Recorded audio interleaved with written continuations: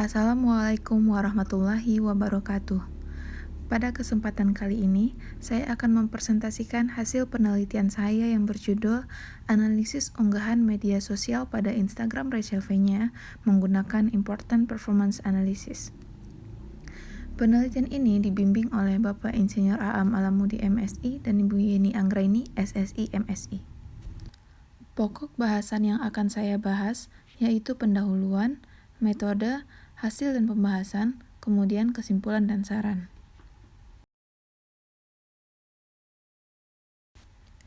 Instagram merupakan salah satu aplikasi media sosial yang paling banyak digunakan.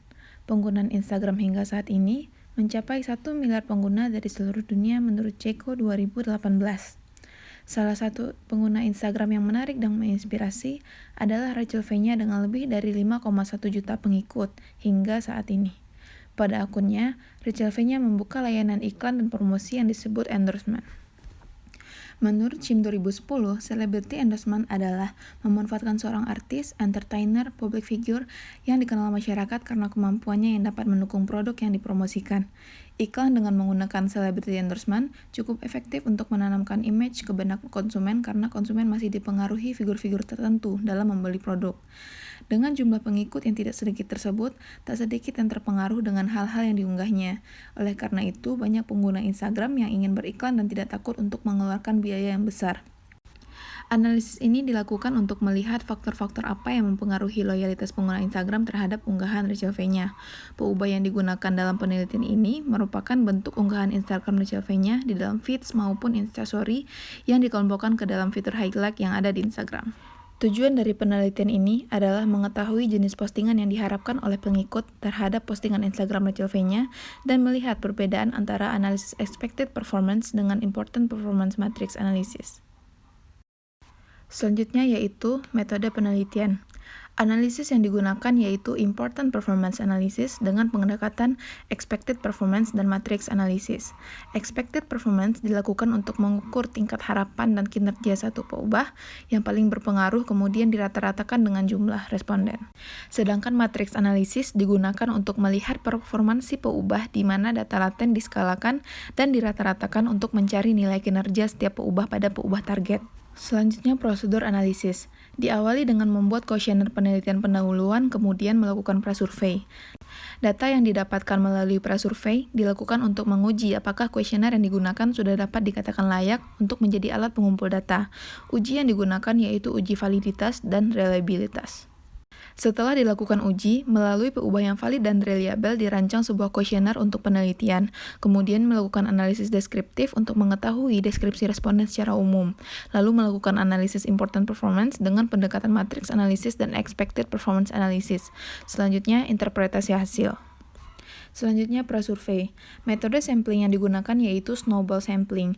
Snowball sampling yaitu teknik penentuan sampel yang mula-mula jumlahnya kecil, kemudian sampel ini disuruh memilih teman-temannya untuk dijadikan sampel, begitu seterusnya, sehingga jumlah sampel semakin banyak. Dalam penelitian ini, data yang diperoleh didapatkan dengan memberikan kuesioner kepada pengikut Rachel V-nya, kemudian meminta pengguna tersebut memberikan informasi mengenai pengguna lain yang sama-sama mengikuti Rachel V-nya melalui Instagram dan begitu seterusnya. Setelah didapatkan 30 responden, dilakukan uji validitas dan uji reliabilitas. Uji validitas digunakan untuk melihat kekonsistenan sebuah kuesioner. Uji validitas dihitung dengan menghitung koefisien korelasi antar subjek pada item pertanyaan dan dibandingkan dengan total nilai untuk setiap peubah. Rumus yang digunakan yaitu sebagai berikut, dengan R angka korelasi, N jumlah contoh dalam penelitian, X merupakan skor pertanyaan, dan Y merupakan skor total responden N dalam menjawab seluruh pertanyaan. Setelah dilakukan uji validitas awal, terlihat pada faktor kinerja, peubah G2 atau endorse berkorelasi sangat kuat dengan peubah H2 atau bisnis. Dilihat pada korelasi peubah terhadap totalnya, masih ada peubah yang lebih kecil nilainya dibandingkan nilai R tabel. Pada faktor harapan, peubah P1 atau holiday berkorelasi sangat kecil dengan peubah G1 atau endorse. Dengan begitu, kuesioner belum dapat dikatakan valid. Selanjutnya yaitu uji reliabilitas. Menurut Ari Kunto 2010, uji reliabilitas digunakan untuk melihat apakah kuesioner yang digunakan dapat dipercaya sebagai alat pengumpul data atau belum. Adapun rumus yang digunakan yaitu sebagai berikut. di mana nilai alfa yaitu koefisien reliabilitas alfa, K itu merupakan jumlah item pertanyaan, dan sigma kuadrat B merupakan jumlah varian butir, dan sigma T merupakan varians total. Kemudian nilai alfa disandingkan dengan interpretasi nilai alfa. Setelah dilakukan uji reliabilitas, didapatkan nilai alfa 0,77 dan nilai upper 0,79 dan lower 0,75.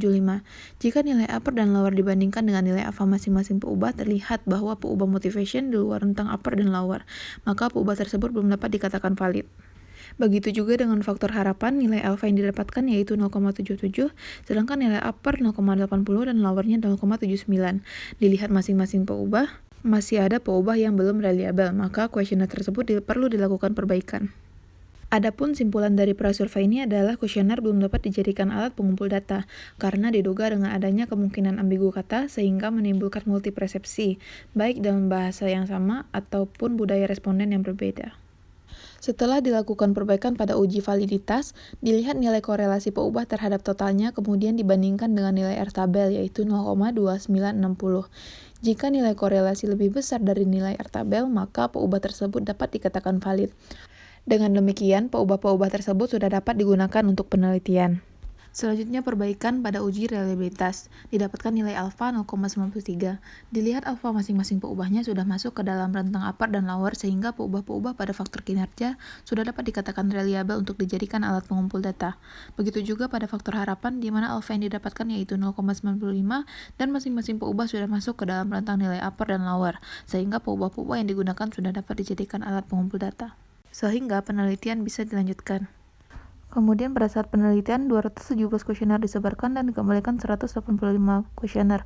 Kemudian yang memenuhi persyaratan yaitu sebanyak 153 responden yaitu yang sudah mengikuti resurveinya lebih dari 6 bulan. Kemudian domisili responden lebih banyak di luar Jabodetabek. Sebagian besar responden merupakan perempuan dengan pemasukan per bulannya yaitu antara 1 sampai 2 juta per bulan. Untuk intensitas penggunaan Instagram paling banyak yaitu selama 3 sampai 4 jam per hari.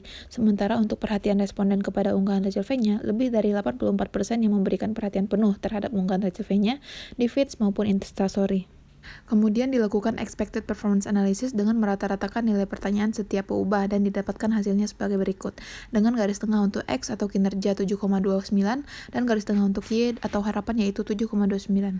Selanjutnya, important performance matrix dilakukan dengan menjumlahkan seluruh responden yang menjawab indeks skala dari setiap pertanyaan, kemudian dikalikan dengan indeks tersebut. Setelah itu dijumlahkan dan dibagi dengan jumlah responden. Lalu setiap peubah dari pertanyaan-pertanyaan tersebut dirata-ratakan sehingga hasilnya sebagai berikut. Dengan garis tengah merupakan rata-rata dari rata-rata setiap peubah, yaitu 7,31 untuk important dan 7,28 untuk performance. Pada kuadran 1 yaitu terdapat peubah romance dan holiday, sedangkan pada kuadran 2 terdapat peubah motivation, cooking, dan family. Kemudian pada kuadran 3 yaitu peubah friends dan peubah yang berada pada kuadran 4 yaitu endorse dan business. Hasil analisis memetakan masing-masing peubah ke dalam kuadran yang sama, sehingga dapat disimpulkan bahwa menggunakan important performance analysis dengan pendekatan expected performance analysis dan important performance matrix analysis akan memetakan hal yang sama. Perbedaan penggunaan kedua analisis terletak pada jenis analisis dan interpretasi hasil yang didapatkan. Penelitian ini bertujuan untuk melihat faktor-faktor yang mempengaruhi pengikut melalui unggahan Instagram dan melihat unggahan-unggahan yang diharapkan berdasarkan kinerjanya, sehingga pendekatan yang digunakan cenderung kepada expected performance analysis. Selanjutnya yaitu analisis CSI. Adapun langkah-langkah analisis CSI sebagai berikut. Yang pertama, menjumlahkan semua skor faktor harapan rata-rata dari setiap peubah. Kemudian menghitung weight important score, yaitu proporsi dari skor faktor harapan rata-rata dengan total faktor harapan. Kemudian mengalikan skor faktor kinerja rata-rata dengan WIS yang menghasilkan weighted satisfaction score. Kemudian nilai CSI ditunjukkan dengan menjumlahkan semua WSS kemudian dibagi dengan skala tertinggi dan dikalikan dengan 100%. Berdasarkan perhitungan didapatkan nilai CSI sebesar 72,69% dan berada pada rentang 0,61 sampai 0,80. Hal tersebut menunjukkan bahwa indeks kepuasan pengikut berada pada kriteria puas. Selanjutnya simpulan. Unggahan yang harus dipertahankan adalah unggahan dalam bentuk keluarga, kalimat-kalimat motivasi dan memasak, sedangkan unggahan yang perlu dipertimbangkan dalam melakukan perbaikan adalah unggahan dalam bentuk peubah pertemanan yang dipublikasikan, karena tidak perlu oleh pengikut dan performanya tidak terlalu bagus. Promosi yang dilakukan resurveinya terhadap produk endorsement maupun bisnis yang dimilikinya dianggap terlalu berlebihan, sehingga unggahan dalam bentuk peubah tersebut perlu dikurangi. Metode expected performance analysis dan important matrix analysis dapat digunakan untuk analisis unggahan Instagram. Namun pendekatan yang lebih baik digunakan pada penelitian ini yaitu expected performance analysis. Berikut daftar pustaka yang saya gunakan. Sekian hasil presentasi saya. Terima kasih. Assalamualaikum warahmatullahi wabarakatuh.